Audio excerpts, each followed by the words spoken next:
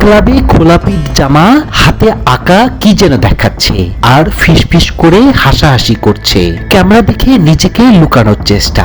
বলছি মিথিলার স্বামী সৃজিত মুখার্জির কথা।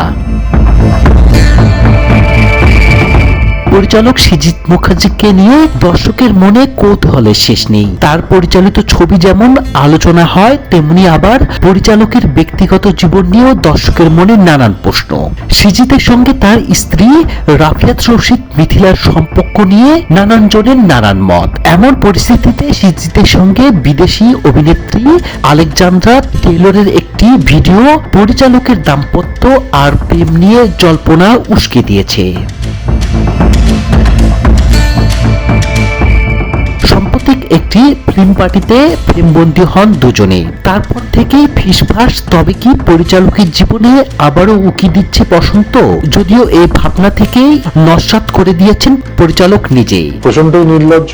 দরকার পড়লে আমি সৃজিত বলেন, প্রেম নয়, আলেকজান্ড্রা আমার খুব ভালো বন্ধু। ও অসম্ভব শিক্ষিত।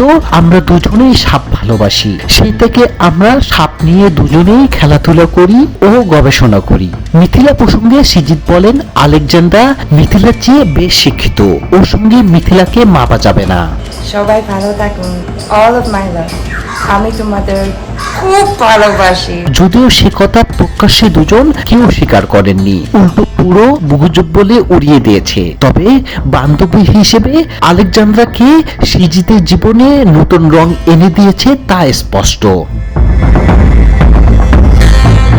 এর কিছুদিন আগে সুস্মিতাকে নিয়ে বেশ ঘোরাঘুরি রং তামাশায় মজেছিলেন সৃজিত। প্রেমের গুঞ্জন নিয়ে সুস্মিতা বলেন, আমরা দুজনেই ভীষণ ভালো বন্ধু। বলা যেতে পারে খুব অল্প দিনে ক্লোজ ফ্রেন্ড হয়ে গেছি আমরা।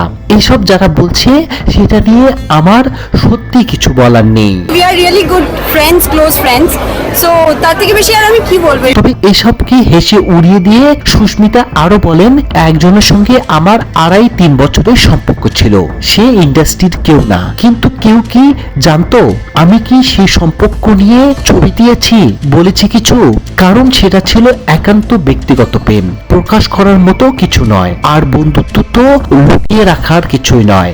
আমি বলছি যে আমি যদি এভাবে না বলে অন্যভাবে বলি, মিথিলা সৃজিত প্রায় 2 বছর হলো থাকছে না একসাথে। তাই হয়তো সৃজিত নিজের জন্য এভাবে নতুন জীবন সঙ্গী সন্ধানে নেমেছে।